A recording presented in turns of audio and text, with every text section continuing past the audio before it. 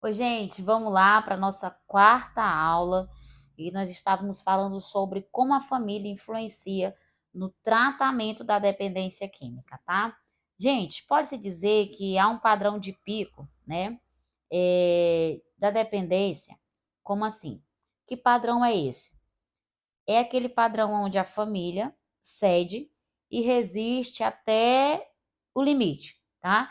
Eles costumam acreditar que podem reverter a situação sozinho, eles costumam acreditar que a pessoa vai sair daquilo sozinho, né? Que eles costumam acreditar que é só uma fase.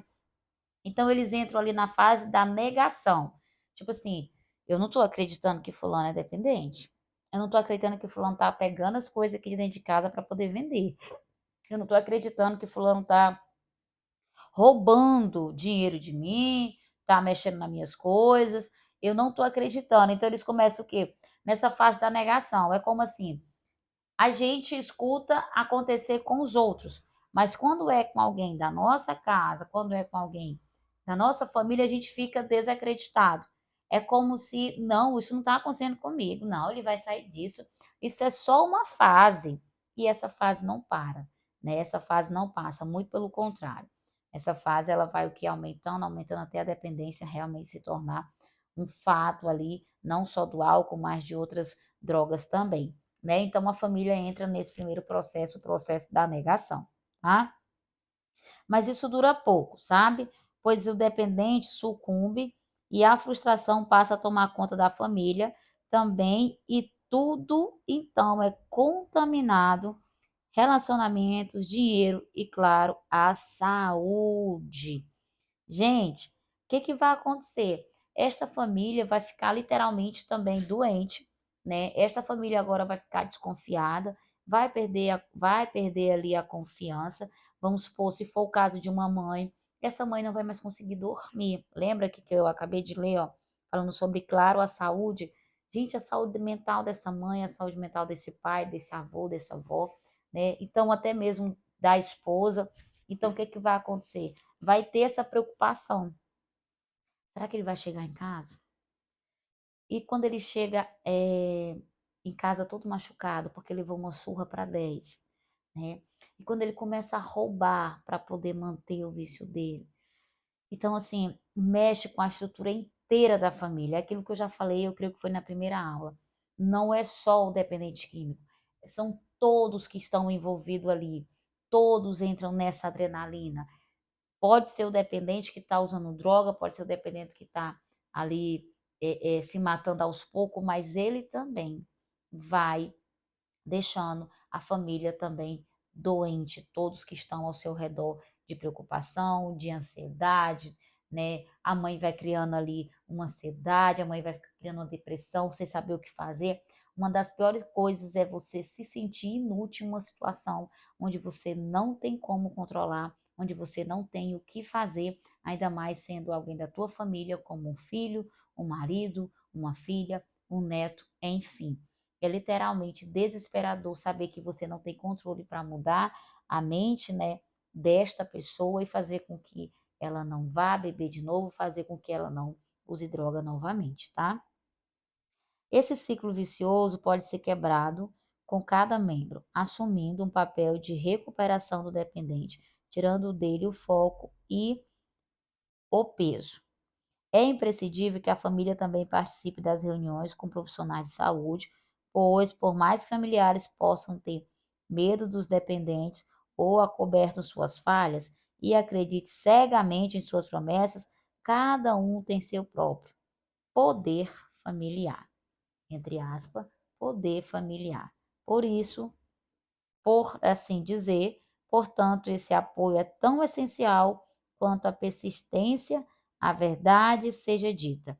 Dependentes são altamente sujeitos a recaídas e muitos passam por tratamento mais de uma vez até recomeçar a vida de fato. Gente, é raro, mas acontece daquela pessoa que já sai de primeira, mas muitos dele volta, cai, volta, recai, volta e recai, né? Então, isso vai depender muito, né, de cada pessoa. Eu costumo dizer que não é porque deu certo para um, vai dar certo para todos, né? Passam a receber atenção e apoio, não somente em relação aos seus sentimentos negativos, como também recebem informações importantes para esclarecimento da doença, da adicção e, consequentemente, a possibilidade, e possibilita o melhoramento do relacionamento familiar. A família fornece informações importantes para que os profissionais façam o planejamento do seu tratamento, colaborando com o processo de diagnóstico do paciente e também com os tipos de intervenções que serão mais adequadas para ele. O processo de codependência da família do dependente químico. O que é isso, professora? O processo de codependência se refere a indivíduos que possuem uma forte ligação, né, emocional com a pessoa que é dependente de substâncias é, psicoativas. Então, aquela pessoa tem um laço muito forte, como eu falei, pode ser uma mãe, pode ser um pai, pode ser uma esposa. O laço é muito forte, tá? E aí ela está relacionada a qualquer indivíduo que está em contato direto com o dependente químico, manifestando excessivas preocupações com ele, gerando assim uma dependência emocional. Gente, vocês já pararam para pensar? E quando a gente começa a melar o pé de lama, pro resto do corpo tá todo melado também, não vai demorar muito, não. É a mesma coisa, por exemplo, eu tô aqui gravando na sala.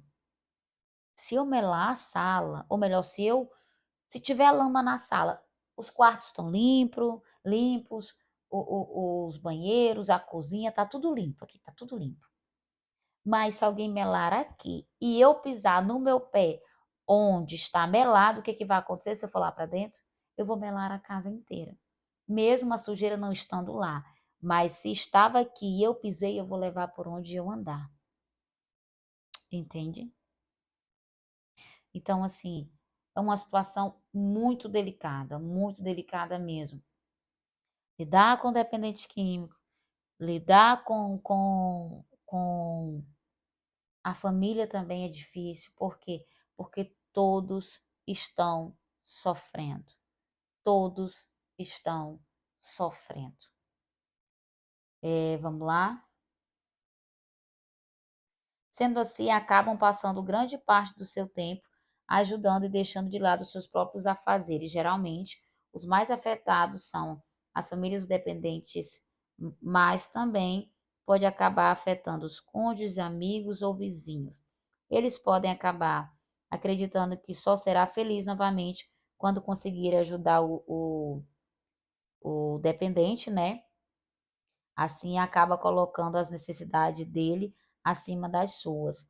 É como se a pessoa fosse viver para aquilo em prol daquilo. Eu preciso ajudar, eu preciso fazer, e aí vai deixando a vida dela. Como, por exemplo, eu tenho que levar fulano no médico, mas ela não vai no médico. Eu tenho que pagar um terapeuta para o meu filho, mas não paga para ela.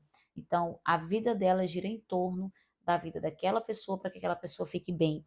Então, o custo da pessoa ficar bem é o custo dela se desgastar literalmente.